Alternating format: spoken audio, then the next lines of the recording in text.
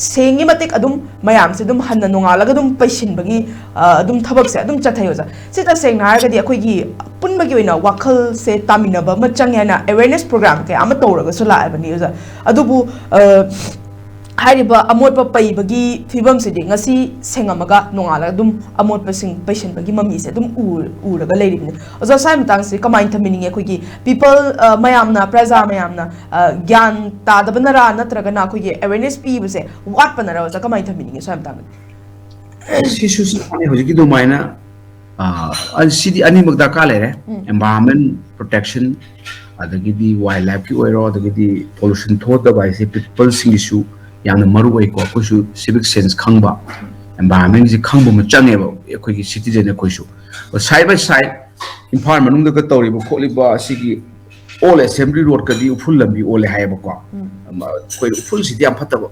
liver ga lo sa thala ka do ni kidney lo ho do ni ana leina tina ma yam thol ka do ni ba ko si khoi khangba change ado municipality ki su imphal municipal council ki su ek lekhra bani ek tu matung ina lu ba nan ma thamba environment ki hygienic oi ba su ma loina ba municipality da pi bani aduna sisu moi si mathau tau de na khon lowe ai adagi asu mathau tau de praja so khoi ki to hom thokpa kaino ma sa ga to khundok pa leidana ka khoi su asoi ba yam lei aduga akhoi gi maroina municipality ki sidi government na tau do ni lu ba nan ba se chandi ga na le hai se government na Mizoram Aizol Sinam Nali Aizol da Kaim da Tade Lambida not a single litters Pata Porta Tade Angang Sina Lambida Kundopugi Mahutta dustbin da Chalasara Hapsali Agi Angang Simuta Mizoram the Mamanga Aina Tabaktori Nida Tamamadu Lambida Kanoma Tabas Gari Kamo and Kamaga Mustaramba Leski Makunum the Angang Piraga Hundu Eo Yung Taramba do Bokta Kulaga Hundopugi Wakalo Selo Milan Koshidana Kong Kawuni Kangde, Mapum the Gari Kundupa, see culture in Matopiba. Side by side, municipality Sina, Magi Mongo the Ekamale, but the Matumina, Masigi Lubanan, Simana Togodobody, and the Masida in Humle, 1980s, Red Lam against Bardia Chan case in Red Lam, Bardia Chan. Mathoudi case, Yakushida direct Pan Bayare, Mathu the High Justice Krishna Iyer and Toromani, I say Madi 133. Section 133 was CRPC 133. Haujikna Anova Baratia Nagari Suraksa Sanitala. Adu Makana condition order to Pio. I the more say municipality Tobani Masi Moid Otter Town Tolopuani. Others Canon Krishna Iyer Justice Chumihai. She more listening said Masi Lamdugi municipality do not talk to the Tobani. The municipality no high na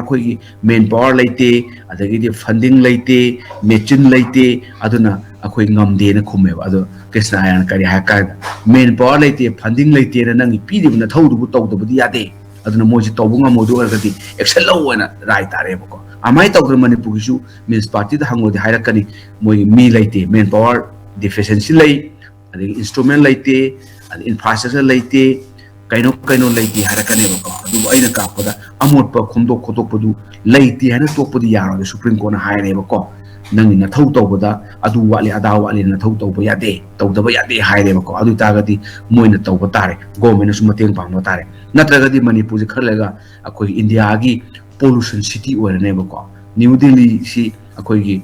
kaino oidana akoi gi air pollution gi afau lam oiri amai taw na Manipur whole impan garbage ki dumping ground akoi capital of garbage adugi oira puyami positive lay lo ai na se municipal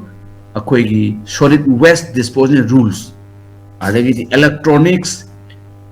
waste disposal rules management disposal rules hazardous waste and disposal rules plastic waste management and disposal rules environment protection act 1986 mayam lay lo di lay adugi laws do kanan implement tawduna ka siju government na tawduni municipality tawduni adu di samana ra highway satabadu maina environment gi mol hale siju government laws implement tawduna ai than bada sidi center da taina ba yaro sidi state ki ngakta ni si municipality state government khar laini panchayat state government everything is state government loi lere da state government du phajana pollution ni kamaina tawni Lena environment si komaina ngak praja su cooperation changi thing global ek local hai na praja sing su hek hogolakpadagi mana tumdi bokta environment sokadaba thabam da tawidune bako luba nan basi magi the culture of their lifestyle ki parma oidone bako akoi sinan adusu oidaba dem kiya da loi leiba ko sinju side by side government so mung tawdaba aduna takpadi upun gi leba oire amot padan pithalle plan program yaudre adu kayum kanda akoi gi ising so poktaw chawidana ko nong ni tabda numit ni humni tabdu ising chaw turen ni adudi chahum thokte numit 30 days ko muga nong tar khan singa chawbu yani ko akoi sidana sigi post everything is depend on si pollution gi drainage system gi ade cleanliness gi leitaba du side by side akoi naha sing kai thortana cleanliness gi drive tawdana khotna tawriba adu well me good me adu maming gi oina symbolic oina subsidam paraga ha siselaga akoi photo number that aina taw have na teko akoi government gi kai tawriba program ayaman amai taweba ko makhadi follow up action e leitaba aina khamana masidi continuous process ogadabani adu municipality act du fazana implement tawgadabani hazard rules ki act adagidi solid waste disposal ki electronic waste disposal ki plastic waste disposal management ki mayam se matang ade chemical ki leidani hospital ni kai de panu hundu apote chemical waste management biological waste and management rules mayam leidibani sigi rules si paga fazana inbiragati